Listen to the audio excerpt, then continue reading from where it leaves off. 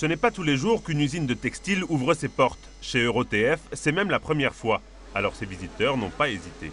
Chaque famille a quelque part quelqu'un qui a travaillé de près ou de loin dans cette usine Hartmann. Et donc c'est très intéressant, malgré que ce qu'on entendait dire des parents ou des grands-parents, comment ils travaillaient, c'est de le voir. Premier imprimeur textile de France en 1785, la manufacture familiale Hartmann a fait les beaux jours de la vallée de Münster. Avec ses 43 salariés, EuroTF perpétue aujourd'hui la tradition. Pour pouvoir concurrencer la production asiatique, elle a dû se concentrer sur des niches.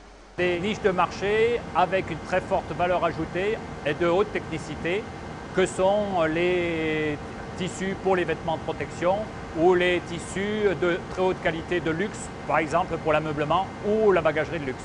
Et c'est comme ça qu'on peut faire des textiles en France et qu'on peut investir à nouveau dans l'outil industriel. Un savoir-faire à montrer. Blanchiment, teinture, impression, les visiteurs découvrent chaque étape d'un processus appelé ennoblissement. 400 km de tissus sortent chaque mois de l'entreprise, de l'ameublement aux vêtements pour différentes armées, françaises notamment. Des tissus auxquels on confère des propriétés précises et brevetées lors de l'étape des apprêts. Que ce soit les apprêts type hydrofuge ou antibactériens ou anti-moustiques ou autres propriétés diverses et variées.